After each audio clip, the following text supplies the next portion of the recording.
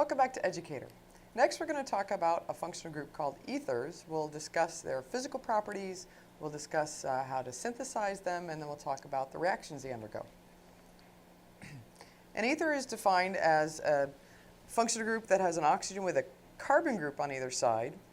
And so because this has no OH group like an alcohol, it cannot undergo hydrogen bonding between ether molecules. So that's going to be a very big difference. What it's really going to be doing, because we have no hydrogen bonding, is we're going to see a decrease in boiling points of ethers when compared to alcohols. However, it is a polar molecule, so when we think about the hybridization of that oxygen, it's tetrahedral, it's sp3 hybridized. And so these are both polar bonds, and so there is a net dipole moment, and so ethers are polar molecules. We'll see that they make very good solvents for that reason. And because of the oxygen that they contain, they can accept hydrogen bonds from water. So although an ether cannot hydrogen bond with another ether molecule, it can be a hydrogen bond acceptor, meaning if there was another molecule with an OH bond, like water, then we can have a hydrogen bond forming between the partial negative oxygen and the partial positive hydrogen. So that means the interaction between water and an ether molecule is very good, and so we expect to have some water solubility as a result. So let's take a look at some boiling points. And again, we've seen some of these molecules in the past when we're looking at alcohols. I think it's still very useful to compare alcohols and ethers because they're both oxygen-containing functional groups. So the simplest ether we can have here is dimethyl ether, and you can see that there's very little attraction between dimethyl ether molecules, so that the boiling point is minus 24 degrees C. That means at room temperature this is a gas. So the simplest ether is not a liquid. It's only when we get to diethyl ether, which has about the same molecular weight as pentane, that we get to a liquid form. So just like alkanes, you have to have a significant molecular weight before you have a strong enough intermolecular attractions, because of those van der Waals forces, that you're going to be maintained as a liquid at room temperature. Okay, so you can see these have about the same molecular weight, and they have about the same boiling point. So even though this is a slightly more polar molecule, you can see there's not a huge attraction between ether molecules because it has about the same boiling point as if it didn't have an oxygen at all, just a plain old alkane. However, when we go from diethyl ether to this one, this is called MTBE for short. We have a methyl over here, and we have a tert-butyl over here, and sometimes that is a way that we can have a common name for an ether is we simply list the two alkyl groups on either side of the ether. So just like we call this diethyl ether, this is commonly known as methyl tert-butyl ether. And you can see that we have a jump in our boiling point, and the reason for that now is we are increasing our molecular weight. So as usual, as we increase our molecular weight, we increase our boiling point. But you can see that all these are so much lower boiling than something like ethanol, even though this is a very small molecule. The fact that it has an OH group means that it can undergo hydrogen bonding. And that's really the number one thing you want to look for things that affect the boiling point, because it's such a strong intermolecular attraction. It's going to have huge impacts on the boiling point temperature. Now I mentioned MTBE because this is something. These letters are something you might see on a gas dispenser at a gas station. This is a fuel additive.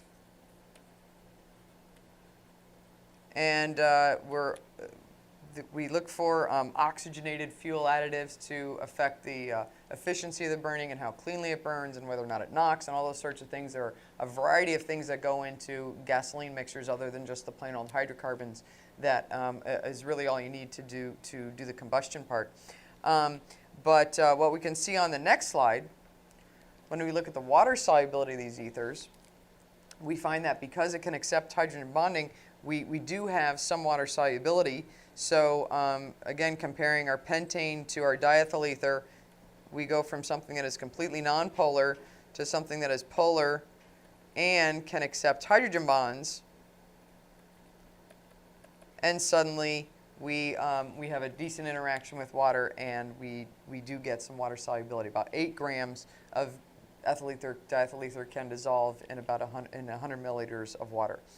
I discussed this a little before when we looked at this molecule for looking at the alcohol boiling points. Just a little note here that anytime we do an extractive workup in a reaction, our ether layer, when we say we're using ether in a reaction or ether as a solvent, this is the ether we're talking about is diethyl ether. This is the one we most commonly use, and it is referred to as just plain ether. And when we do an extractive workup, like in a SEP funnel where we have both ether and water, we'll note that the ether layer is wet, meaning it contains water, and so and it must be dried as part of your workup procedure in order to isolate your product from that organic layer, that ether layer. And we expect alcohols to be fairly soluble in water, but again, depending on the length of our polar and nonpolar, we see increased solubility when we have increased solubility when we have a smaller nonpolar group. So this, because it has a large nonpolar region, that's going to decrease the water solubility. But a smaller alcohol like ethanol is going to be miscible. And we're back to showing MTBE, and what's interesting about MTBE is that because it's an ether, it has some water solubility. Even though it has this tert-butyl group, it's kind of compact and won't disrupt the water molecules too much. And so what's interesting about this is if you have a component in your gasoline that is water soluble, then if that gasoline were ever to spill onto the ground, or if it were to leak from a container, then this component is something that can make its way into the groundwater, and because it's soluble in water. And so the reason MTBE is, you might find some of that in the news or an issue of discussion, is because MTBE is very easily detected by humans at very, very low concentrations. And so if you get some of this in your water supply, the water's going to taste a little funny or smell a little funny. Of course, that's unacceptable to consumers. So it's not that this is necessarily something that's going to be real bad for you, but if it's something that gives your water a bad taste, then this is something that we need to find replacements for. So there's a lot of research going into just the perfect kind of oxygenated structure that's going to improve our gasoline performance, but not be something that has significant water solubility. How would we synthesize an ether structure? There are a few options that we have for us. One of the most common ways is something known as the Williamson ether synthesis. And here's an example of it. If we take an alkoxide, so in other words, we have an RO minus, an alkoxide, and we react it with an alkyl halide, looks like we have a perfect situation for a nucleophile, electron-rich negative charge, coming together with an electrophile, right? This carbon bearing the leaving group is partially positive. Electrophile and nucleophile coming together, and they're going to react. What reaction mechanism would you expect to happen for these pair of compounds? Well, I would expect that my lone pair of my oxygen can attack that partially positive carbon, the electrophilic carbon, and kick off the leaving group. Looks like backside attack, looks like an SN2 mechanism. And that can happen quite nicely. What product do we get? Well, our methoxy group has replaced our bromine. And how would you describe the structure we just made? We just made an ether. So this is one thing that's very useful to note, is that if you take an alkoxide and an alkyl halide, you can make an ether by doing an SN2 mechanism. So that's very good to keep in mind, and it's going to be very useful to us when we're trying to make a variety of ethers. So an example of this strategy would be to start with this alcohol. Step one, we will react the alcohol with NaH, sodium hydride. That looks like we have H minus. Where have we seen sodium hydride before?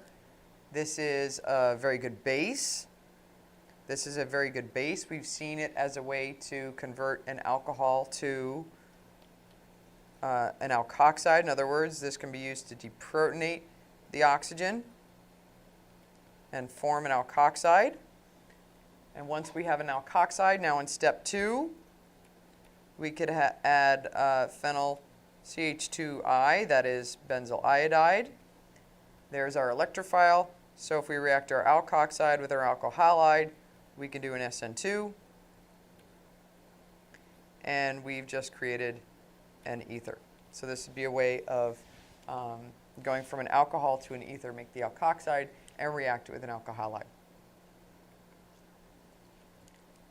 Let's look at another example. How about if we had not just an alcohol, but we had this structure that has both a chlorine, a leaving group, and an alcohol in the same structure, and we react this with something that can act as a base. Now, one thing you might imagine is that hydroxide can also act as a nucleophile, and so the hydroxide might come right out and want to attack the carbon and kick off the leaving group. Okay? And while that is a reaction that can happen, there's another reaction that's going to be happening faster, and that is the acid-base reaction. Okay? Acid-base reactions are the fastest reactions we can have. So if there's a possibility of that, that's the first path we want to take. So in other words, what's going to happen is it's going to act as a base, and it's going to deprotonate. Now, this is not a strong enough base like sodium hydride to 100% deprotonate the alcohol. Okay, but we'll set up an equilibrium. We'll form some of this O- to generate some of this alkoxide. Now, what that does for us is that makes an excellent nucleophile. This oxygen is now negatively charged. And guess what? If we see in the same structure, we see a partially positive carbon, we see an electrophile, then we can have an intramolecular reaction take place if those two are properly separated, properly situated. So let's see what size ring we would form. Anytime we have an intramolecular reaction between a nucleophile and electrophile, that means we're going to form a ring.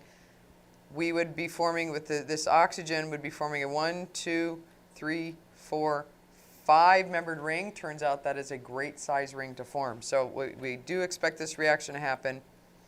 And as usual, an SN2 like this, a backside attack kicking off a good leaving group, is not going to be a reversible reaction. Kicking off that better leaving group is going to be what drives this reaction in the forward direction. So even though this deprotonation is reversible, and maybe we'll just form a very small concentration of this alkoxide, the fact that as soon as the alkoxide is formed, it can do an SN2 and to give this product, then that's something that forces the reaction in the forward direction and does make this a favorable reaction.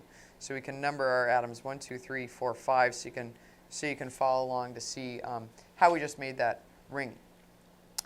So we can describe this as an intramolecular SN2. Really, it's better described just as an intramolecular backside attack, but it's similar to our SN2 mechanism. And when it's intramolecular, it's going to give cyclic ethers. When can we have such cyclization reactions?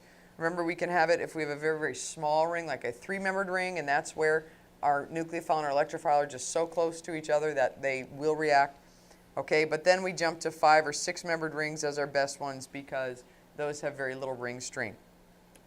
Little to no ring strain.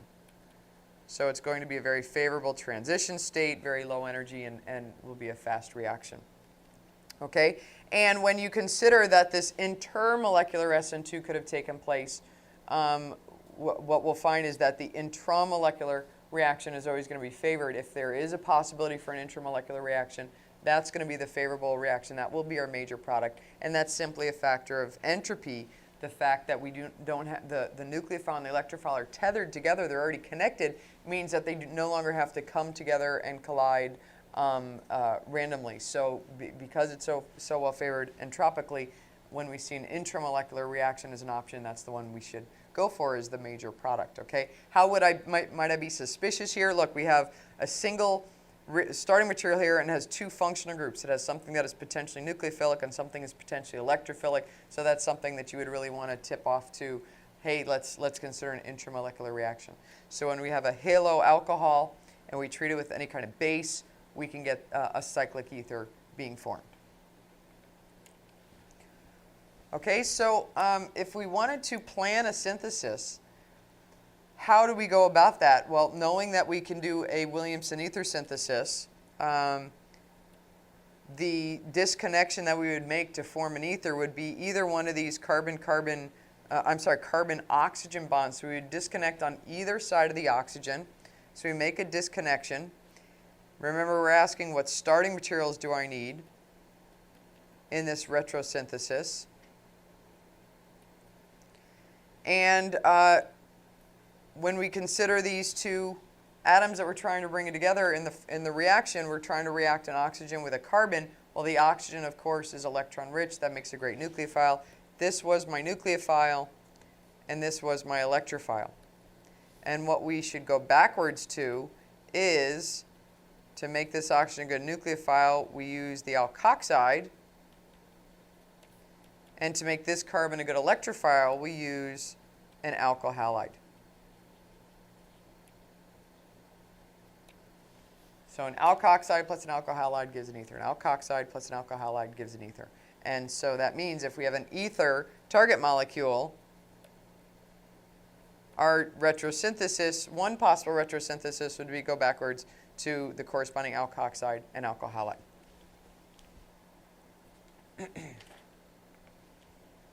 So let's see a sample ether. Because this is not a symmetrical ether, there's two possible disconnections. I could disconnect this carbon-oxygen bond. Let's call that disconnection A. We're going back to some kind of alkoxide and alkyl halide. The group on the right is obviously my oxygen-containing group. So that would be my alkoxide. That would be my nucleophile. And what would that nucleophile be reacting with? It would be this one carbon alkyl halide. So CH3, let's pick any halogen. I think the iodide's the best choice because it's just the methyl, and that's a liquid reagent. So this combination of alkoxide and alkyl halide would combine to give this ether target molecule. Okay, but there's another disconnection. We can go on this side, and as our synthesis formed, this is our new carbon-oxygen bond. So let's consider that synthesis as well. If we disconnected here, then it would be the methoxy group that would come in as my nucleophile. That would be my alkoxide. And what would it react with? We need an alkyl halide. We need this 3-carbon alkyl halide. Again, your choice, bromine, chlorine, iodine, any halogen that you want is fine. Okay, so there's two possible disconnections. Are they both equally good? Well, in order to answer that question, we need to imagine doing the synthesis then and taking this reaction, taking isopropoxide and methyl iodide and combining the two. What reaction do you expect to have happen? We know we want to do an SN2 mechanism. Is this a good SN2 mechanism? Backside attack is very sensitive to steric hindrance. We want to make sure there's very little steric hindrance. So we look at this, at the carbon bearing the leaving group. That's the carbon that needs to get approached by the nucleophile. This is a methyl leaving group. Is that good for an SN2? It's the best, fastest SN2 we can have. This is a great SN2. So I would expect this to work very nicely to give the target molecule. Okay, how about the second case? Again, we want to do an SN2. Our alkoxide needs to attack the alkyl halide. How would you describe the carbon bearing the leaving group in synthesis B? Here we have a secondary leaving group. Clearly has more steric hindrance now. We have these two methyl groups we need to get around. And remember that an alkoxide is a nucleophile, but it's also a very good base. It's a very strong base. And so what we have with methoxide, just like we would have for hydroxide, we have a competition between the SN2 and the E2. If it acts as a base, in other words, instead of attacking the carbon bearing the leaving group, if it attacked one of these beta hydrogens and formed a pi bond and kicked out the leaving group, that would be the E2. And in fact, the E2 for secondary is major. So what would my product look like? I would get a CH2, CH, CH3. I would get an elimination reaction instead. Okay, so which is my better synthesis? A is the better retrosynthesis.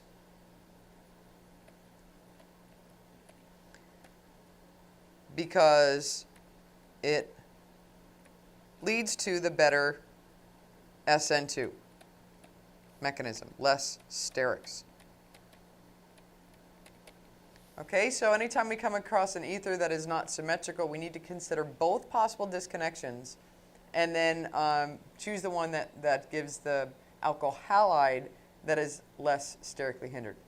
So we've done our plan. We said that this is the better plan up here as a way to make our target molecule. So let's do the synthesis then, because our goal was to synthesize this target molecule. So what we need is methyl iodide and propoxide, isopropoxide. Where does isopropoxide come from, you think?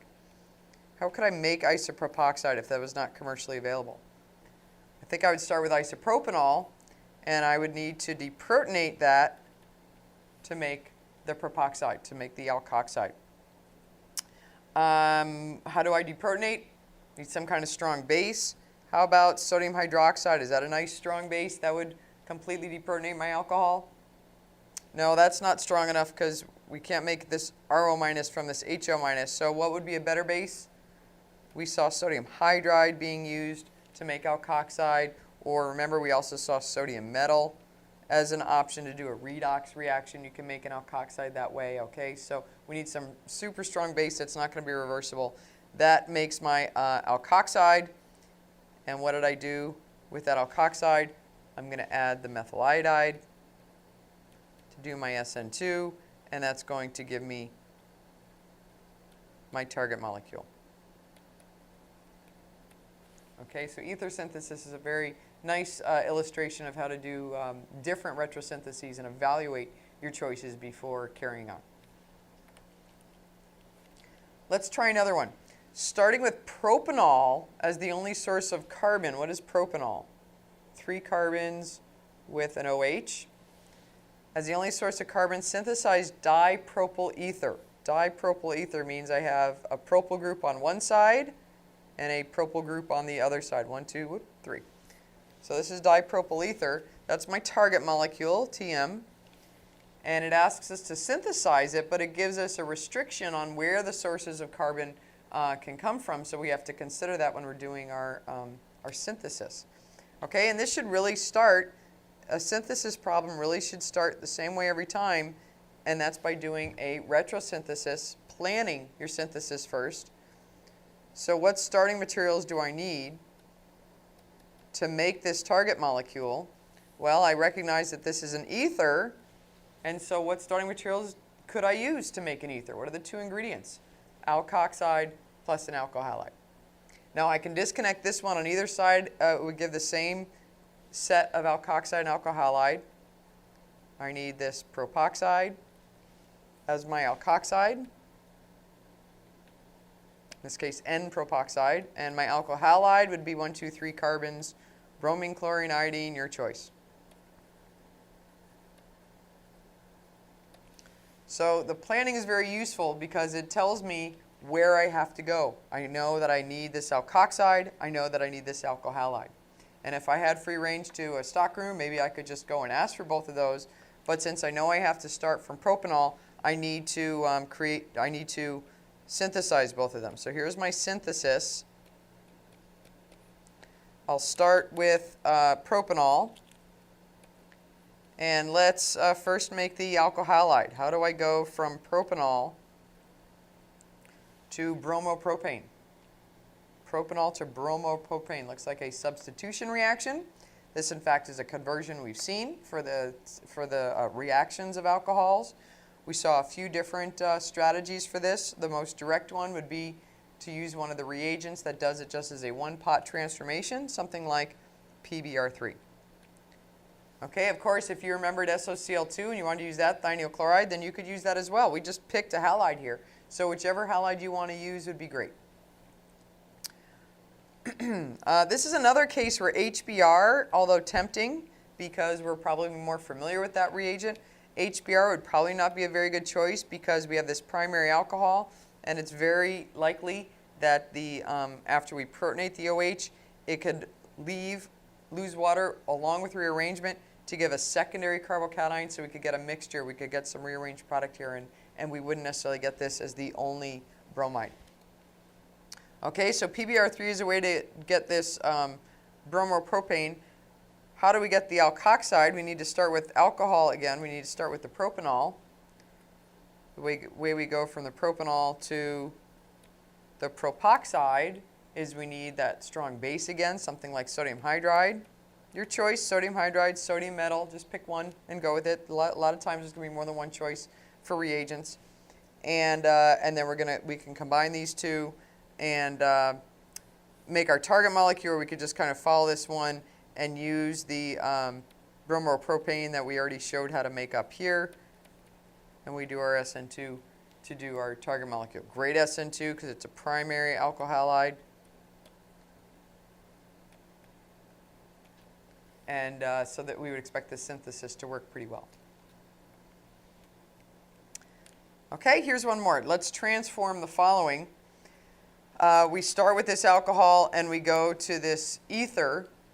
Okay, and what's very tempting when you see a problem like this as a transform type problem is to start with your starting material and just kind of move forward and say, well, I have the OH. How about if I just make the alkoxide with my sodium hydride? I know how to make an ether. All I need to do is have an alkoxide, and then I add in my alkyl halide. Here it's a 3-carbon chain with another methyl here. With chloride, bromide, iodide, my choice. Add my alkoxide, my alkyl halide, and I'm done. So what do you think? Is this synthesis going to work? Well, we have a good nucleophile. How would you describe the carbon bearing the leaving group? It's a tertiary RX. How good is that SN2? Impossible SN2. No SN2 on a tertiary center. So this reaction would not work. What would happen instead is you would form the alkene from the tert-butyl-bromide. You would make the alkene because you would do an E2 instead of an SN2.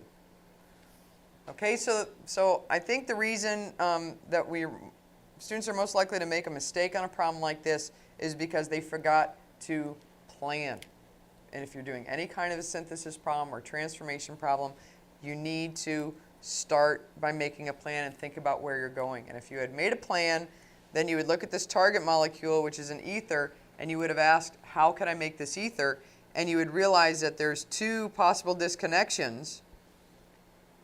And the better disconnection is the one here, because that's going to lead to a more sterically available, less sterically crowded alkyl halide. So if I put the leaving group on this carbon and I use the oxygen as part of my tert-butyl group, this combination of alkoxide and alkyl halide would work great. This is a great SN2. We have a benzylic primary alkyl halide, fantastic for the SN2. Even though this is kind of bulky, there's no elimination that can take place. This is going to be something that will work very well to make our target molecule. Okay, so what do we need to do with this benzyl alcohol then? What we need to do is we need to convert it to benzyl chloride. We need to convert this to benzyl chloride. And how can we do that? Well, again, SOCl2 is our best choice because that's going to work more often than the others. But in this case, if we used HCl, that would work pretty well because there's no other rearrangements that can occur. This is the only product that you can form. Remember, sometimes we need that zinc chloride in here, though, as a catalyst. Or maybe we just make the bromide instead of the chloride. Okay, but yes, we can convert the alcohol to our alkyl halide, and now we can add in the alkoxide we needed, tert-butoxide. Potassium tert-butoxide is going to be the reagent that we use most commonly when we need that alkoxide, and we would expect to form the target molecule very nicely. Okay, so please do consider planning and thinking about a retrosynthesis, and because you might have a choice of which bonds to form in your reaction and which sets of nucleophiles and electrophiles that you can use. Now, if we take a look at epoxides, these are a special, unique class of ethers, and that is the cyclic ether when we have a three-membered ring. This is known as an epoxide, and so we're going to talk specifically about the synthesis of epoxides, and later we're going to see some reactions that are unique to epoxides. Okay, if we wanted to make a three-membered ring ether, well, we could do it the same way we've seen our other ether formations, Williamson ether synthesis. Okay, but this would have to be an intramolecular case. So the way we would get the ingredients in place, the intramolecular, the nucleophile and the electrophile on the same carbon chain, is we could do that very nicely, starting with an alkene and we're reacting with bromine and water. Now, what does this do to an alkene? Bromine reacts with the alkene to form the bromonium ion, and then water as our solvent is going to come in and open up that bromonium ion. So this adds a bromine and an OH across the pi bond. Now, where does that water go? Let's just do a quick review here of this mechanism. We have this bromine, this bromonium ion intermediate. We have two choices here on where the water can attack, the nucleophile can attack. Where is it going to want to go? We saw that because of this positive charge, it goes to the more partially positive carbon, which means the more substituted carbon. So we saw the regiochemistry of this reaction was very similar to Markovnikov's regiochemistry, where instead of H+, we're dealing with a Br+, that goes to the carbon with more hydrogens, and the nucleophile, in this case water, goes to the more substituted internal carbon. Okay, so this adds a Br and an OH, and what would happen if I took this molecule and reacted with some kind of base like sodium hydroxide? Well, I would expect to deprotonate that alcohol, and then I would expect to do an intramolecular displacement backside attack. And remember, three-membered rings were okay for doing this intramolecular attack, even though there's ring strain in this epoxide. The fact that that oxygen and the carbon bearing the leaving group are so close, they are overlapping, there's no way for that reaction to not happen. So this would be a suitable way to make an epoxide, and probably would be starting with an alkene as a way to get the OH and the Br into the structure. Okay, but we've also seen another reaction that gives epoxides specifically as products, and that is via oxidation of the alkene. We learned about MCPBA as a peroxide reagent. It's a peroxy acid. And we learned that when an alkene sees a peroxy acid, it gets converted to an epoxide. So we could use, which synthesis would we use? It depends on the complexity of the rest of our molecule. If if the rest of the molecule can tolerate MCPBA or oxidative conditions, then this might be the simpler path. But there are other paths that are more acidic, acid-base type conditions rather than oxidative conditions. So either of these would be useful for synthesizing an epoxide ring. So now that we know how to make ethers, let's think about the reactions that ethers can undergo. And there's not a long list to talk about here. Ethers are generally very, very stable. They're not too reactive. That's because they have no leaving group. So, if you compare them to something like an alkyl halide, which can undergo substitutions, eliminations, there is no leaving group here. There's also no acidic protons like we might have in an alcohol, where that can be the source of some of our reactions.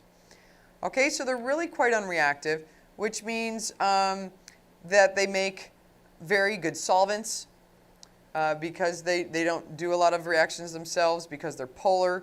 That helps for properties of a solvent. So in other words, if we take an ether, we try and react with a nucleophile, or we try and react with a base, or maybe some of the oxidation conditions we've seen for alcohols like PCC or Swern or Jones oxidation. Nothing's going to happen here. No reaction.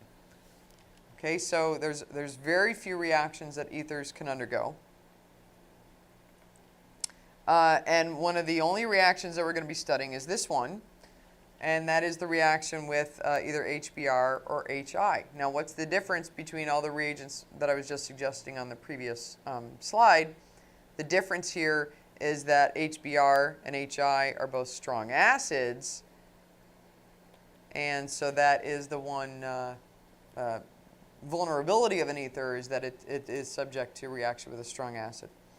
And the reaction that happens is we see that we cleave our ether apart. We break both of these bonds, and we replace the oxygen bond on both sides with a bromine on both sides, or an iodine if we're using HI. So let's see if we can come up with a mechanism for this. What will happen if we take an ether and we expose it to a strong acid?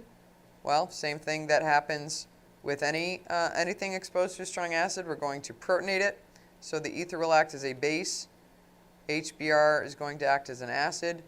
And so step one of our mechanism is protonate.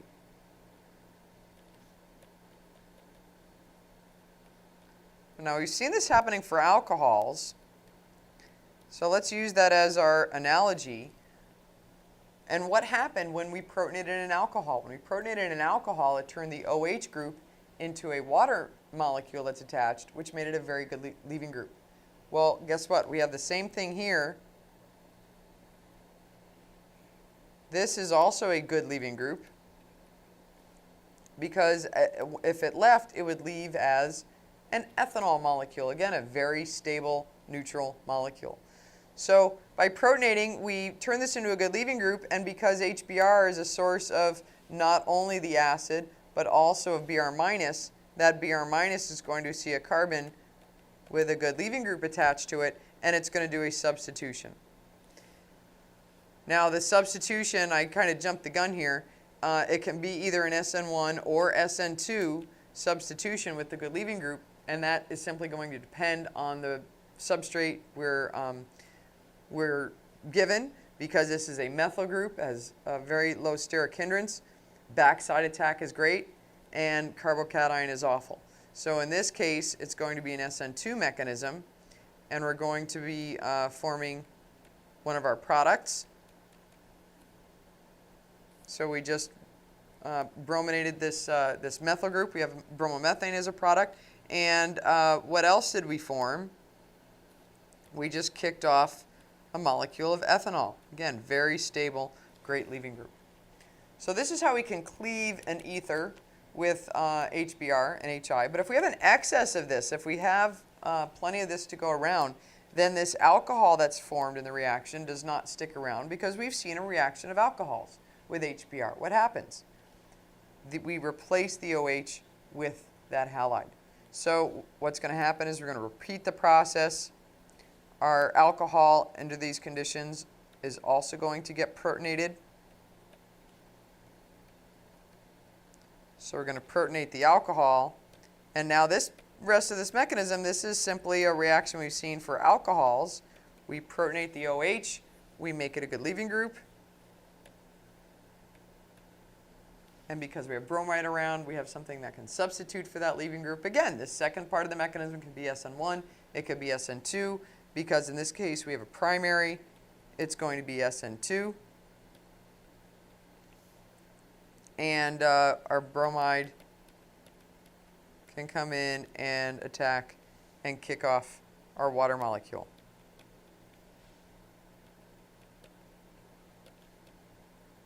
And that's how we get our other alkyl halides. So here's one of our products is bromomethane. One of our products is bromomethane. And what was our other product here? Look what we also formed. We formed water. So if you'd like to balance your reaction here, you can see that not only do we get these two organic products, but we also form a molecule of water. This oxygen gets kicked out eventually completely from both carbon groups, and these two protons from the HBr will combine with that to give an equivalent of water as well. Now, ethers in general are going to go just that one, that one reaction is the most common reaction we'll see, ether cleavage with HBr, HI. But when we look at an example of an epoxide as a class of compounds, we'll find that epoxides can undergo lots of reactions They're much more reactive than an ordinary ether, and so that's what we'll spend the rest of our time talking about. So this is an epoxide,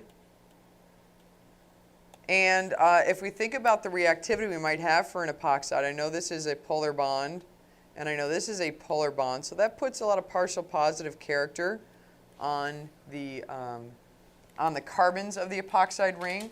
And what kind of reactivity do you expect for a partially positive carbon? I think it's going to be an electrophile.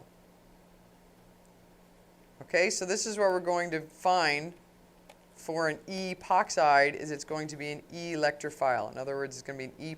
It's going to be something that wants to react with nucleophiles. So the reaction that occurs is called a ring opening reaction, and we're going to see lots of examples of those. The general mechanism that we have, the general thing is that we have an epoxide, we react to some nucleophile. That nucleophile is going to attack one of the carbons of the epoxide ring. And as usual, if we have a nucleophile attacking a carbon that already has 4 bonds, we have to break a bond as well. And one of these CO bonds is going to break. So if I attack this carbon, this CO bond is going to break. And so the product we get is we have an O-, in this case, 2-carbon chain, and a nucleophile is now attached. So the nucleophile is attached to 1 carbon, and the next carbon, however, still has the oxygen from the epoxide attached. Now, if you take a look at this mechanism, how would you describe the mechanism? Nucleophile attacks, kicks off a leaving group. Have we seen that before? Yeah, looks like SN2 mechanism, backside attack. Okay, but this is a strange example of an SN2 because normally, who is your leaving group in an SN2 mechanism? If you had to name a leaving group, maybe we have a halide, chloride, bromide, iodide, or tosylate as a good leaving group, right? We need a good leaving group. Our leaving group in this case is an alkoxide. We just kicked off an O- that has no resonance stabilization. We've never seen that before. Why is it happening? Okay, we said that wouldn't happen in an ordinary ether. Why is it happening here? Because in the course of this substitution reaction in this SN2, we're also opening up the epoxide ring. That 3-membered ring has a lot of ring strain. And so by breaking that bond and opening the ring, we relieve the ring strain. So that is what makes epoxides very reactive and readily undergoing reactions with nucleophiles. It's because of the ring strain they have in that 3-membered ring. Any other ether is lacking that, and that's why we don't expect SN2s in those cases. Okay, so let's see an example. If we take our simplest epoxide, it's called ethylene oxide. That's the epoxide made from ethylene, the 2-carbon alkene. If we take ethylene oxide and we react with methanol, now we can react with methanol and acid or methanol with base, methoxide. So this little or means that it can be either acid or base catalyzed. The mechanism.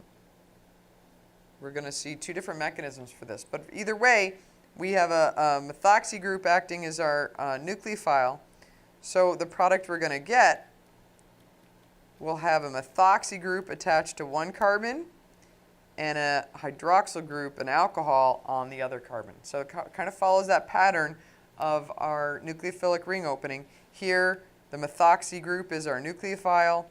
And as usual, we're going to get an alcohol. Epoxide ring opening reactions are always going to give an alcohol product out. The oxygen that used to be part of the epoxide ring will end up as a hydroxyl group on the carbon chain. It will end up as an OH group. Okay, let's one by one take a look at these 2 different reaction conditions and see what the mechanisms look like for this epoxide ring opening. You can see in this case we get the exact same product out, whether it's acid or base catalyzed. In some other cases, we'll see how that we might see some differences in those products. So what does the mechanism look like for an acid catalyzed ring opening? Well, again, here's the product that we're expecting. We're going to get this methoxy group in.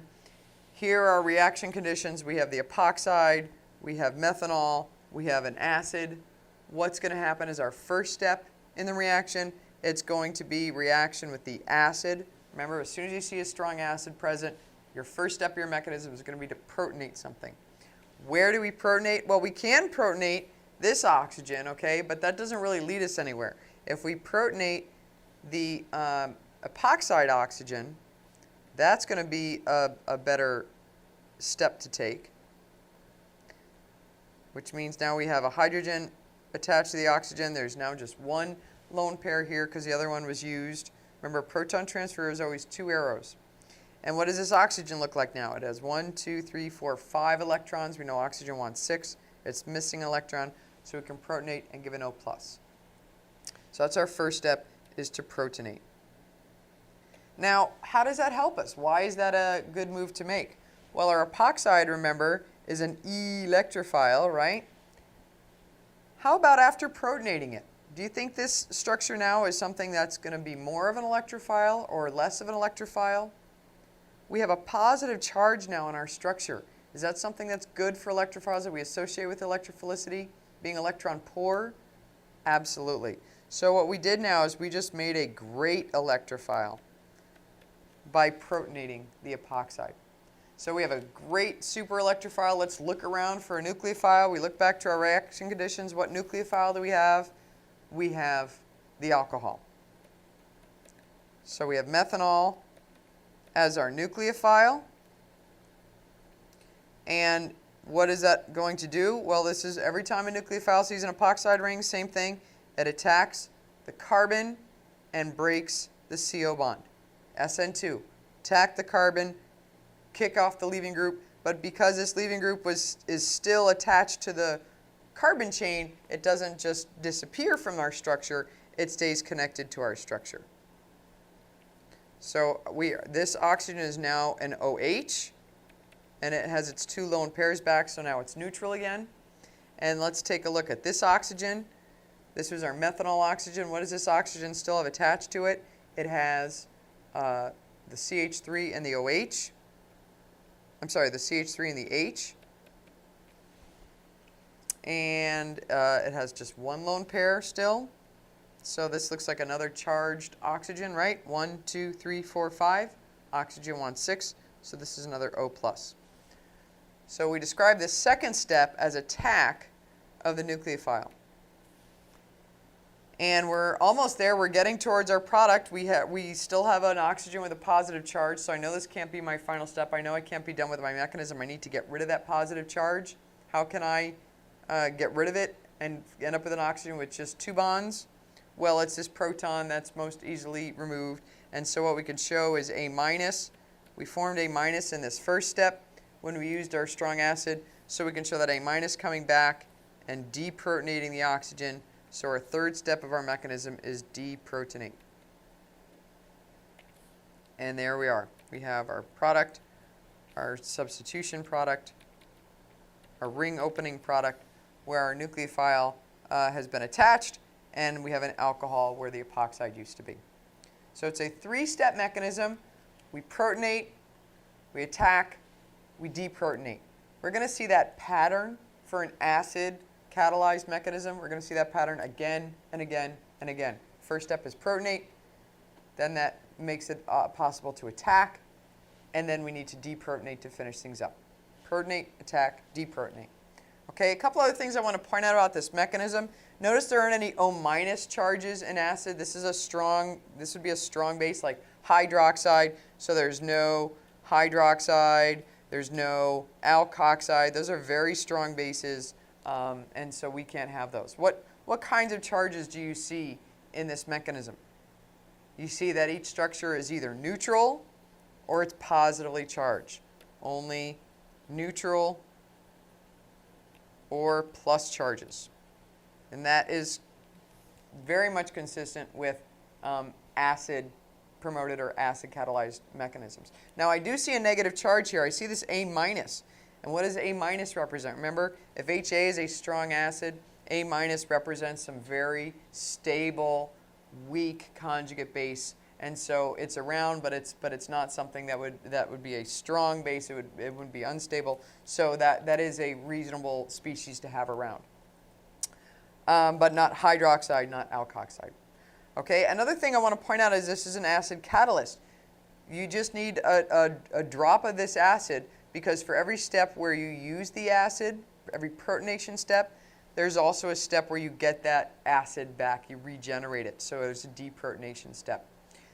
So it's used and regenerated, it's not consumed. That's our definition of a catalyst, something we don't need a stoichiometric amount, we don't need a full equivalent of this, because all we need is a little bit of it to get the reaction going, and every time we use the acid, we'll have another step somewhere in the mechanism that recreates the acid to be used again. Now let's compare this with the base catalyzed epoxide ring opening reaction. Okay, again, we get the same product where we have this methoxy group attached and the alcohol here, but our reaction conditions are different. Now we have methanol still, but we use sodium methoxide as our reagent. Okay, so if we want to do our mechanism, we have our epoxide as an electrophile. We have sodium methoxide as a very strong nucleophile. This is a great nucleophile, strong nucleophile. So the very first step in this mechanism is going to be attack of that strong nucleophile onto the electrophile. Right, methoxide is something that would be great at doing in SN2. It doesn't need a push at all, and so we're simply going to attack the carbon and break kick off the leaving group. So the methoxy group is now attached. This is the carbon that the nucleophile attacked. It's the next carbon over that will have my epoxide oxygen. This oxygen now has 3 lone pairs on it, so let's check the formal charge here. We have 1, 2, 3, 4, 5, 6, 7. Oxygen wants only 6, so we have an extra electron. We'll get an O- on that oxygen. Okay, looks like our reaction isn't done. We need to neutralize this. How do we take care of this O-? We need to protonate to get to the OH. So we can use, where do we have a proton source? We have this methanol here as our solvent. So our methanol can come in and protonate the O-. So our final step here is protonate. And we're done. It's not uncommon for a base-promoted or a base-catalyzed mechanism to be shorter than an acid-catalyzed mechanism. We're going to see lots of examples of this down the road. Okay, but there's our mechanism. We simply attack, and then we protonate, and we're done. So let's take a look at this overall reaction and ask what kind of charges do you identify in this base-catalyzed reaction? There's no positive charges, right? And that's going to be true in all of our base catalyzed reactions. We never want to have an O+ species that's very strongly acidic, okay? Everything is either neutral or has a negative charge. Neutral or negative charge. Okay? And once again, just like the acid situation, this is a catalytic reaction in terms of base. It's not consumed. Even though we used our methoxide here in the first step, this last step, the second step, regenerated it because the methanol acted as a proton source, and we remade the methoxide. So again, we just need a catalytic amount of this base. Doesn't even have to be methoxide. It could be any base. As long as methanol is our solvent, we're going to get this methoxy group down here because that's what we'll have in the largest proportion. Now, we've seen an acid catalyzed mechanism, we've seen a base catalyzed mechanism. It's important to point out that you must have one of those conditions in order for the epoxide ring opening to take place. It must be either strongly acidic or strongly basic. If we try to do this reaction without the H2SO4 or without the sodium methoxide, what we're doing is we're taking a neutral epoxide, which is a weak electrophile. There's nothing super about this electrophile. And we're mixing it with methanol. Methanol itself is a weak nucleophile. And so if we're asking to bring these two reagents together, if we tried this mechanism to just have the neutral epoxide, right, this is a neutral epoxide, and we have it being attacked by a neutral nucleophile, let's see what product we would get, what intermediate we would get. So this oxygen is now an O-, and this oxygen is now an O+. Okay, what's the problem with this mechanism? If you tried that and you ended up with this structure, what alarms should be going off in your head as how this is not consistent with the mechanisms we've seen so far? You have an O plus, which is a strong base, very strong reactive base, and an O minus, which is strong base, and an O plus, which is an extremely strong, unstable, strong acid. Okay, these cannot coexist in the same reaction medium. Okay, we will never see a mechanism with an O plus and O minus in the same mechanism. So our mechanisms are either going to have negative charges throughout or positive charges throughout. We can't have an O plus and an O minus. So this is kind of a key that you've made a mistake and you need to back up and you need to look at your reaction conditions and see, well, do we actually have strongly nucleophilic, strongly basic conditions, or do we have strong acid conditions? Okay, but the weak electrophile is not, the neutral epoxide is too weak of an electrophile to be attacked by a neutral nucleophile, weak nucleophile like methanol. Okay, let's look closer at this epoxide ring opening. Think about the stereochemistry and the regiochemistry of the reaction. The stereochemistry, we know it's an SN2 mechanism. SN2 means backside attack. What does that typically result in for the stereochemistry if this is happening on a chiral center? It leads to inversion of stereochemistry, and so that's going to be true in an epoxide ring opening, just like it is in a straight chain SN2. So let's take a look at these reaction conditions. I see I have an epoxide, and now I have NaSH and methanol. Every time I have an epoxide, I know I have an electrophile. That part is not going to change. I have to look now at my reaction conditions to decide where is my nucleophile. Who is my nucleophile? I have NaSH and I have methanol. Which component is going to be my strongest nucleophile? So who is my best nucleophile in this case? Well, NaSH means I have an Na plus, SH minus, right? So we have a negatively charged nucleophile, and here we have a neutral nucleophile. Who's the best one? The SH minus. Okay, not only is it negatively charged, but remember sulfur is bigger than oxygen, so it's polarizable. So for a couple reasons, this is the better nucleophile. So that's the nucleophile we're going to have. How can we predict our product? That nucleophile is going to attack the carbon. In this case, either one is fine. Attack the carbon, open up the ring, and tell me about the stereochemistry of that attack. If the epoxide ring is coming out towards you as a wedge, that means the sulfur nucleophile has to come in from behind the plane, so it'll end up as a dash. So I have SH. What I have on this carbon is I still have this oxygen attached as a wedge. There is no chemistry that happened at this carbon, so there's no reason to invert that center. This is still a wedge as an O minus. The purpose of this methanol here is our protic solvent. This is going to be our source of H plus. So we needed a protic solvent here to so that we can get a neutral product out. Okay, so we get inversion of stereochemistry at the carbon undergoing any SN2 mechanism. Now is this going to, I kind of showed here that this is attacking right away without really thinking about it, but which mechanism would you expect? Is this going to follow the acid catalyzed mechanism or the base catalyzed mechanism? Well, the question is there any strong acid? We know how to recognize strong acids. It's a pretty short list. Things like HX or H2SO4. It's another strong acid. Maybe nitric acid, phosphoric acid, those sorts of things. Tosic acid is an acid we've seen before. Okay, these are the things that tell us we were under acidic conditions.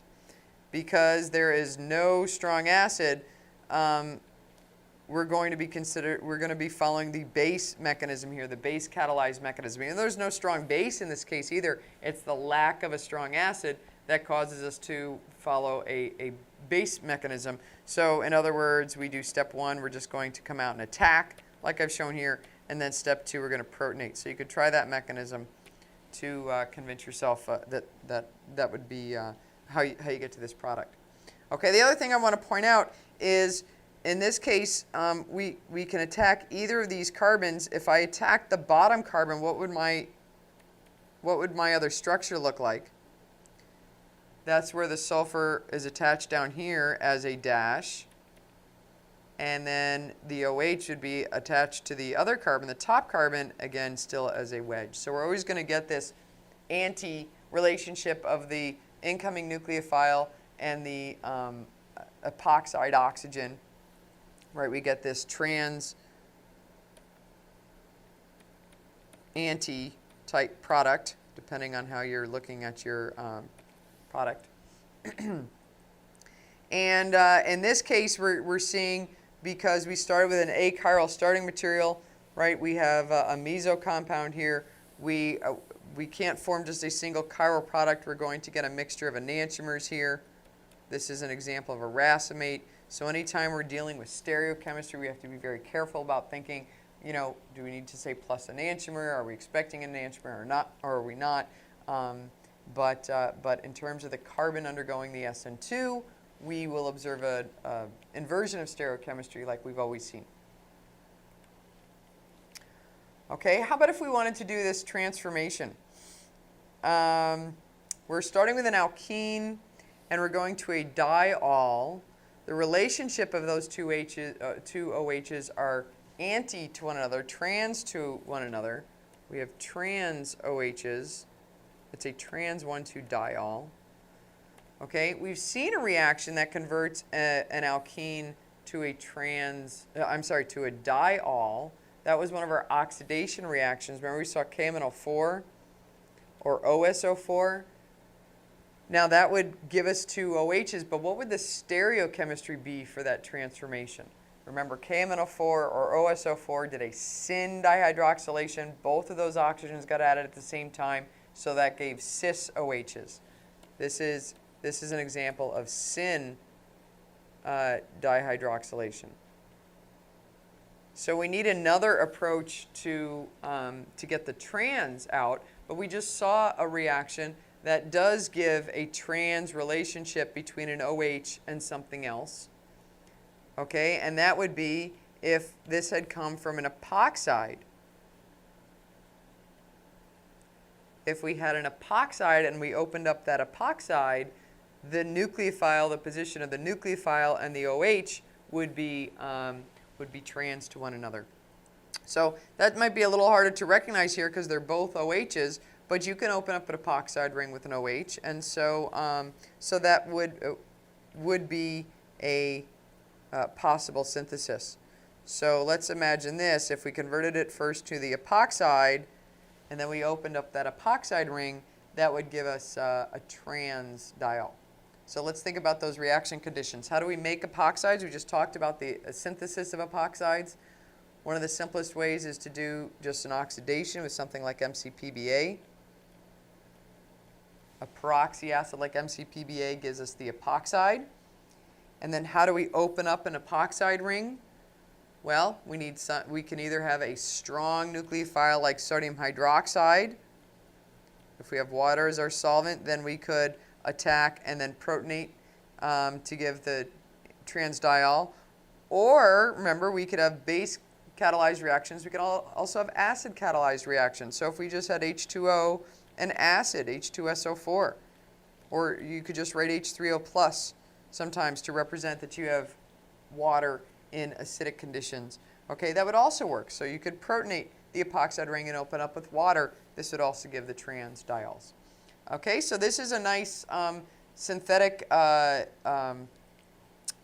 trick to know, is that if we need this trans relationship, we could go through the epoxide, so that's very useful. And in fact, instead of doing this in this two-step procedure, where first we make the epoxide and then we open it up, we can actually do this transformation in a single step, in a single pot, by using peracetic acid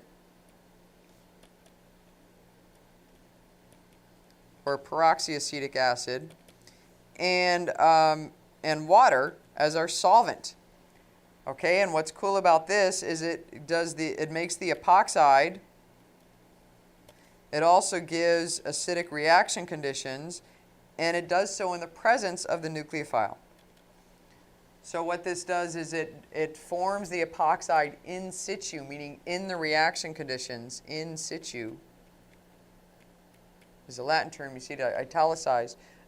We're making the epoxide in the reaction, and we're reacting that epoxide at the same time. So this is a handy set of reagents to be familiar with as well anytime we want to do an anti-dihydroxylation. So a syn dihydroxylation can happen with osmium tetroxide or KMNO4. Anti-dihydroxylation can happen with peroxy acid in the presence of water. So finally, let's talk about the regiochemistry of this epoxide ring opening. Let's say we have an epoxide like this, which is not symmetrical. We've just been looking at symmetrical epoxide so far. If we have a nucleophile attacking this epoxide, where does it go? In other words, it can attack this carbon, or it can attack this carbon. That would give two different products. Anytime we're deciding what region or what site of a substrate to react, we call that regiochemistry. So the regiochemistry of these epoxide ring openings actually depends on the mechanism of the reaction. And we saw base catalyzed, we saw acid catalyzed. Let's look at them one by one. Okay, if we are in base, okay, in other words, there's no strong acid present. So it's not necessarily that we're looking for the presence of a base, but we are looking for the absence of an acid. In that case, remember the very first step of our mechanism is right here. We have some strong nucleophile, negative charge, strong nucleophile is attacking the neutral epoxide. So that was our very first step. A nucleophile attacks a neutral epoxide. So in that case, what we're looking at is just a straight out SN2 mechanism. And how is an SN2 mechanism going to be controlled? It's going to be governed by sterics. In other words, oh, there's a typo there, sorry. It's going to attack the less hindered carbon. So we come back here, we see that this is a secondary carbon. It's got two carbon groups attached. This is a primary carbon. It's just got one carbon group attached. And so which is going to be the faster SN2, the better SN2? The one where it goes after the primary carbon. So the nucleophile goes to the less substituted carbon. It's governed by sterics. It's a plain old SN2, and so we do what we would normally expect for a regiochemistry. Okay? Now, when it's an acid, in other words, there is a strong acid present. Remember, the very first step of our mechanism is going to be protonate the epoxide. And the attack then happens on that protonated epoxide. So we're going to have this species, a protonated epoxide, getting attacked by a weaker nucleophile, right? Some kind of neutral nucleophile. And we're asking the same question: which site is going to be preferred? Okay, we have a nucleophile attacking a protonated epoxide. The presence of that charge means that it's not a simple SN2 any longer. The way we describe it is we say it's an SN2, but it has some SN1 character. Now in SN1, we describe as having a carbocation that gets attacked by a nucleophile. There is no carbocation here. Both of these carbons are just partial positive. Okay, so let's keep that in mind. It's partial positive, not a full positive. Okay, that's why we're still describing as an SN2. It's still backside attack. But the presence of that partial positive gives it some SN1 character. Okay, which means we're no longer being governed simply by the SN2 sterics, the backside attack sterics. The presence of that charge means that we are concerned a little bit more with electronics, electron density. And now what we look at is we see, okay, this partial positive is on a secondary carbon. So we have a secondary partial positive. This partial positive is a primary partial positive. Which of those partial positives, those delta pluses, it has more electrophilic character? Which of those carbons better handles the partial positive? Well, just like carbocation stability goes, the more carbon groups we have, the better. So this secondary partial positive This is better. It is it's the better electrophile. It is the more partial positive of the two carbons. And so in this case, the nucleophile doesn't want to go to the primary center. It wants to go to the secondary center, the more substituted.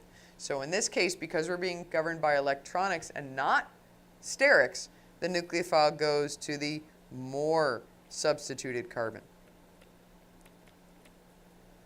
So we end up getting exactly opposite regiochemistries. If it's protonated, it goes to the more substituted carbon. If it's neutral, it goes to the less substituted carbon. Let's take a look at a few examples.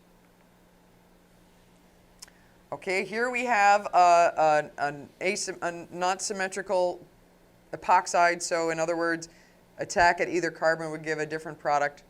So let's look at this. What if we reacted to this with sodium cyanide and water? Sodium cyanide and water. What we have here is a very strong nucleophile. We have water as our solvent. We have no strong acid. And so that means our mechanism is going to be simply the cyanide attacking the epoxide right off the bat. And which of these two carbons is it going to prefer to attack? We're looking at a plain old SN2 mechanism, so it's going to be governed by sterics. We have a secondary carbon over here. We have a tertiary carbon over here. It's going to prefer to go to the less sterically hindered carbon. So what does our product look like? Okay, here's our carbon chain. How do we draw our epoxide ring opening products without going through the complete mechanism? This is the carbon that got attacked by the cyano group, so it's attached here. The other carbon didn't get attacked, so it still has the oxygen here. And because we have a protic solvent here, we have something to work this up. We're going to get this alcohol. So notice the pattern of epoxide ring opening. We always have the nucleophile added to the carbon next to the carbon that has the OH remaining. Okay, so this is this is going to be like our base catalyzed one, and it's controlled by sterics. Now, take a look at my stereochemistry. Why did I draw my cyano group up here and not down here? Shouldn't I have drawn it down here because it's backside attack? Well, yes, except no stereochemistry has been shown for the starting material. So even though the cyanide is attacking at the bottom here, whether I draw the CN up here or down here, it doesn't matter. This chiral carbon has not been shown any stereochemistry, so we could just draw it anywhere we want. Stereochemistry is only given relevant when we're dealing with a chiral carbon, and the stereochemistry of that chiral carbon is indicated at the beginning. Okay, how about the next case? If we react this with HI, the same epoxide with HI, now I see that we have a strong acid. Do I have a nucleophile? Remember, an epoxide is always an electrophile, so our goal in looking at our reaction conditions is to find our nucleophile. Well, there it is. We have HI, so I minus will be our nucleophile. So where is that nucleophile going to prefer to add? Remember, we're going to protonate our epoxide first.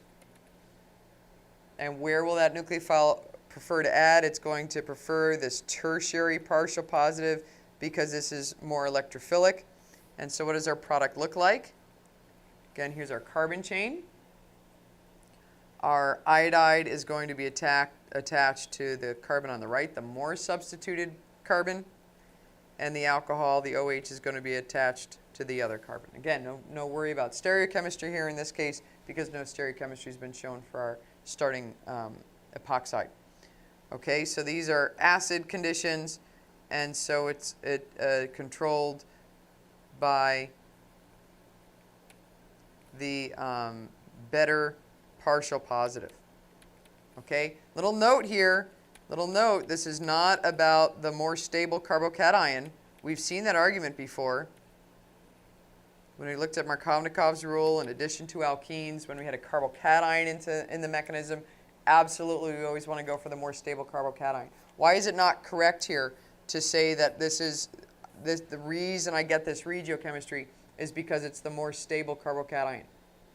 because the mechanism has no carbocation. It has a protonated epoxide. The I- attacks this. In other words, the ring doesn't open first and then have the iodide attack. The iodide attacks, and that's what forces open the ring.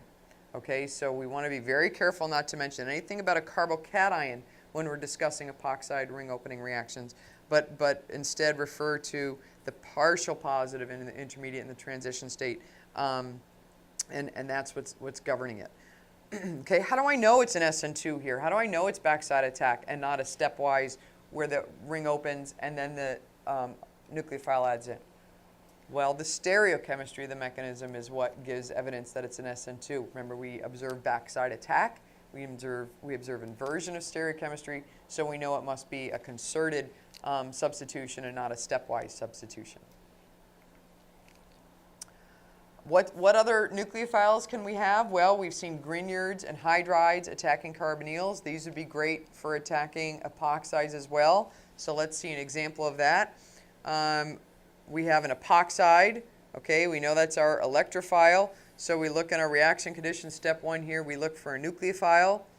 Okay, LiAlD4. I've seen LiAlH4 before. That's lithium aluminum hydride. What do you think this reagent would be? That we could call this lithium aluminum deuteride, and just like hydride is a source of H-, deuteride is a source of D-. And D represents a deuterium. It's simply an isotope of hydrogen. It's hydrogen that has a neutron in there, and so but we use it so commonly that it has its own name. And so anytime you see a D in a structure, you're just going to treat it just like you would a hydrogen. It's going to do the same reactions. So just like this was an H-, this is going to be a D-. And we'll keep those quotes around it.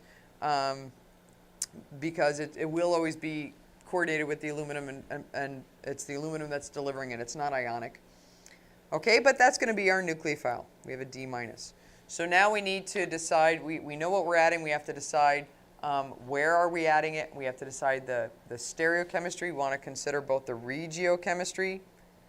Where are we adding it? We want to consider the stereochemistry. What is the stereochemistry of that addition? Because we're clearly dealing with some chiral centers here, we have some dashes and wedges in our starting material. Okay, so what we need to decide for the regiochemistry, we need to decide, is this an acid catalyzed mechanism or a base catalyzed mechanism? Well, we take a look at our reaction, and it's tempting to see to think that it might be acid catalyzed, because I certainly see some acid here. I see some H3O+.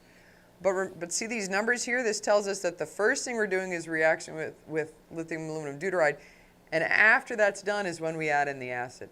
Okay, so the important thing to note is there's no acid in step 1, in the first step. In fact, the reason this is separated and we don't have them combined like we did before, you can't have acid in the presence of a really strong nucleophile like a Grignard or an hydride. You can't mix water with that because those would quench those. So with those really strong nucleophiles, what we do is we do it in a 2-step procedure. First, we react it with that nucleophile, and then we do an aqueous workup to protonate anything that needs protonating. Okay, so this is going to be our base type mechanism. In other words, we have nothing in step 1 to protonate this epoxide, so it's just being attacked right off by the nucleophile. It's the neutral epoxide being attacked. And so how are we going to decide where it goes? It's just a plain old SN2, so it's going to be governed by sterics. So let's look at the 2 carbons that are being attacked. How would you describe this first carbon, or the carbon on the right? This is a secondary carbon, has 2 carbons attached. How about this carbon? Now be careful, it might be tempting to say it's tertiary because we see this tert-butyl group, but if you look carefully, this is also secondary. Okay, but is there a difference in their sterics? Absolutely. The one group attached here is just a methyl group. The other group attached here is this tert-butyl group offering a lot of sterics. So most definitely, the less sterically hindered one will be the carbon on the right. And there's our mechanism. Okay, but you want to be careful in your explanation if you were asked to explain why this regiochemistry was observed, you want to be careful not to say it prefers the secondary over the tertiary site. You want to say it prefers the carbon without the terp-butyl group because that's it's going to be less sterically crowded. Okay, so let's draw our carbon chain. You can keep our carbon chain in the plane here because our epoxide was drawn as a wedge. We're going to add the deuterium here and tell me about the stereochemistry of that group. It has to be backside attack. So if the epoxide is sticking out, that means the deuterium comes from behind. So we can keep our carbon chain the same and show the deuterium coming in from the back here. And what's the stereochemistry? What's on this other carbon? Still as a wedge, we have an O minus. If we just show our mechanism, we can show it stepwise just as a little review here. We would get the O minus first as a wedge, but then after step 2, when we did our workup, that is what we would use to protonate to get to our final product. So you wouldn't need to show this whole mechanism for a predict the product, but I just want to add a little detail here so we're clear on the purpose of that aqueous workup. So step 1, we still are doing our attack and our protonate, but in this case it required 2 separate steps for our reagents because our nucleophile was too strong of a reagent to tolerate a protic acid. So we'd have to do it stepwise. Any enantiomer here? Plus enantiomer? I know we have that reaction every time to say, yes, I want to get the enantiomer as well. Because I've drawn a chiral product here, this is clearly chiral. So where would the enantiomer come from? What does the enantiomer look like? That would have a wedged deuterium and a dashed oxygen. How could that come from this starting material? It couldn't. Because we were just given a single enantiomer as our starting material, it's okay to have just a single enantiomer product here. And that's going to be common for many of these products. So this is the only product, this is the only regiochemistry, this is the only stereochemistry. We do get this single enantiomer out as our major product. Okay, so let's take a look at another example. Here we have an alcohol and bromine. And in our first step, we're reacting it with sodium. Now, sodium all by itself means that it's not sodium plus, it's actually sodium metal. Sodium metal has that electron it's dying to get rid of, so that makes it a good reducing agent. So where have we seen that as a reagent? We've seen it reduce an alkyne to a transalkene. That's a possibility. We've also seen it reduce any acidic proton and reduce that and give off hydrogen gas. And as a result, then, we're going to get the alkoxide. So, so to make an alkoxide, we could use a base, or we could use a metal like sodium, lithium, potassium to do a redox reaction to the same process. So step 1 here, we make the alkoxide. Now, is that our final product then after the first step? Or is there something that alkoxide can do before we get to our second step? Well, I just made an alkoxide in the presence of an alkyl halide, and so I think we're going to have a reaction take place here. Furthermore, the OH is a wedge, the O minus is a wedge, and the bromine is a dash, which means when we want to do a backside attack, we're perfectly set up stereochemistry to do that anti-attack. And so sure enough, we're going to get attack of the alkoxide to kick off the leaving group, and we're going to make this epoxide. So step 1, after we deprotonate the OH, we're going to do an intramolecular SN2, an intramolecular Williamson ether synthesis, and we would get an epoxide after step 1. Okay, well, an epoxide is an electrophile, so I'm hoping in step 2 we have some kind of nucleophile. Who is that nucleophile? Well, I see that I have NaOH, so that's Na+, which means I have hydroxide, HO-, and I also have water. Now this 18 is simply an isotopic label, and so it's a way, it's useful to be able to track the incoming OH and track them as a different oxygen than the one that's already here. Just like we used deuterium in the last example, that was useful so we could see where the new hydrogen, the deuterium, ended up, even though we already had a hydrogen in the structure. This labeled oxygen is going to be doing the same thing. So we have hydroxide, labeled hydroxide, as our nucleophile. And that's going to open up the epoxide ring. So when we do that, we have to think about two things. We have to think about the regiochemistry, because in this case, our two carbons are differently substituted. And we have to think about the stereochemistry. So how do we decide the regiochemistry? Well, we need to decide whether it's an acid-catalyzed or a base-catalyzed mechanism. What do you think in this case?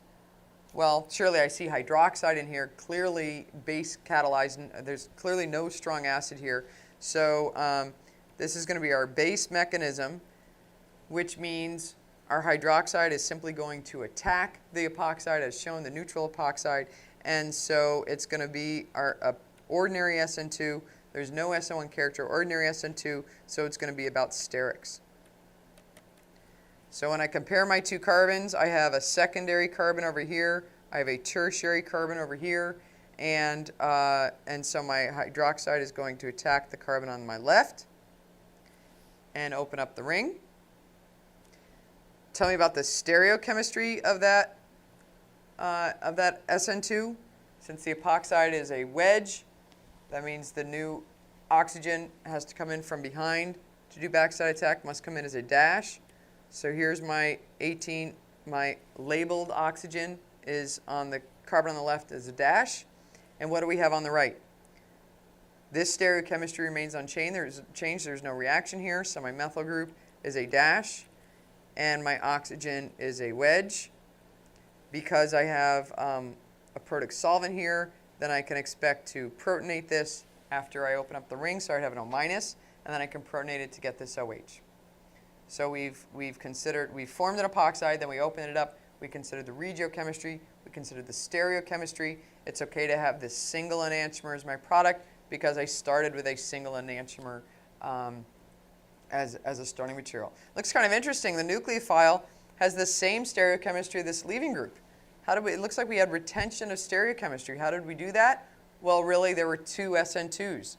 There was an inversion in this first SN2, and then there was an inversion in the second SN2. So a double inversion ends up giving us retention of stereochemistry. That makes this problem an interesting one.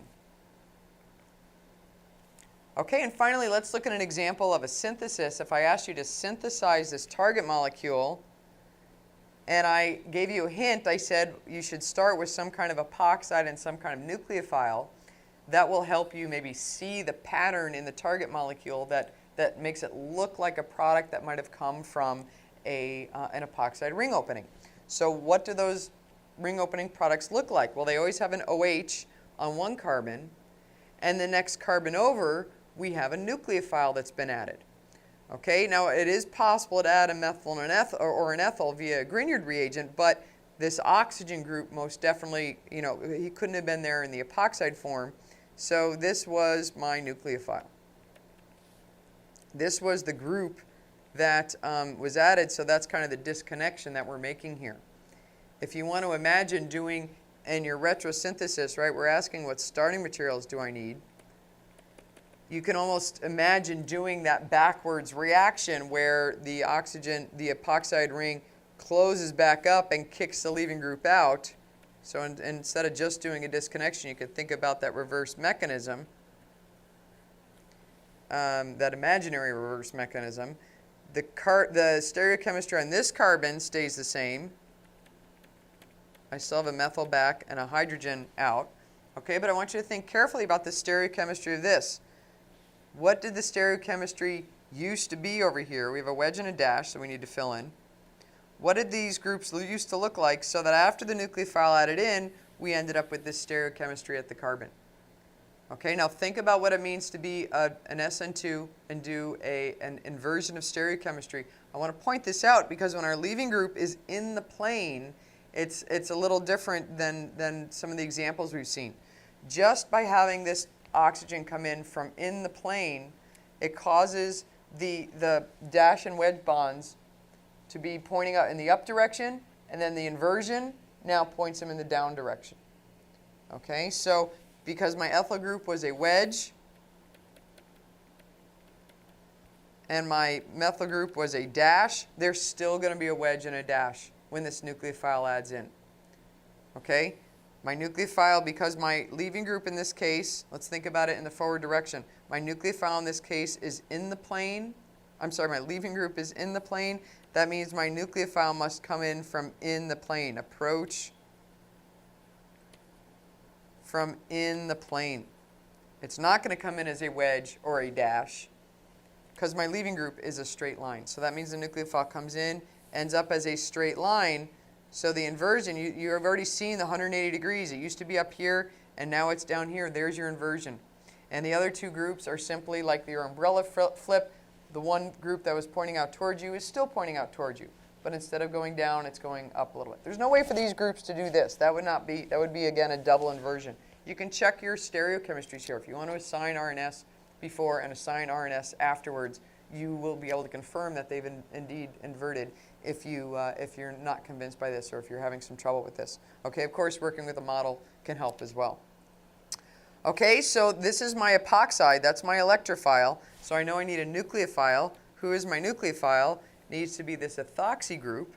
So maybe I can have sodium ethoxide. That would certainly be a nucleophile.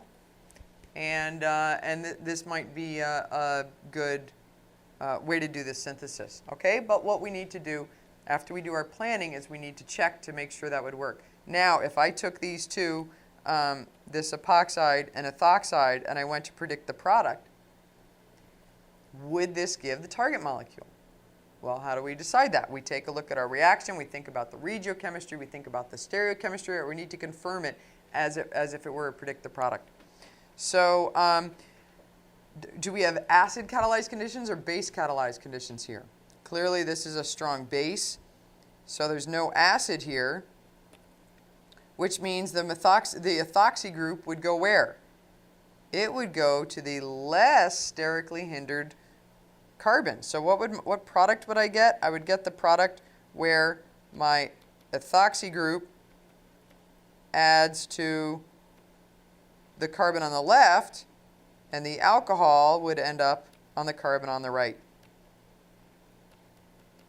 Now let's think about that stereochemistry here. My ethoxy group would come in from down here, so that kicked off the oxygen. What happens to this methyl and this hydrogen? The hydrogen is still a wedge, but it's up here a little bit. The methyl is still a dash, but it's up here a little bit. Okay, this would be the product formed by this synthesis. Is that the product we want? No, that's the wrong regiochemistry. I don't want the OH on this tertiary carbon. I want the OH over here on the secondary carbon. Okay, so this is not going to work. This gives the wrong product. It gives the wrong regiochemistry. So how do I force my nucleophile into this carbon? I want the nucleophile to attack this carbon. How do we force it over there? How do we get the nucleophile to go to the more substituted carbon? We do it by using a strong acid so that it will be the protonated epoxide that gets attacked.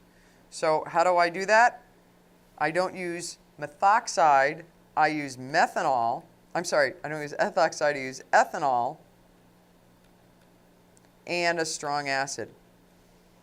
I can't, H2SO4. I can't use ethoxide anymore. What would happen to ethoxide if I tried to mix that with acid? It would simply get protonated. So remember, it's okay to have a weak nucleophile. We need to have a weak nucleophile when we're in acidic conditions. It's impossible to have a strong nucleophile in acidic conditions.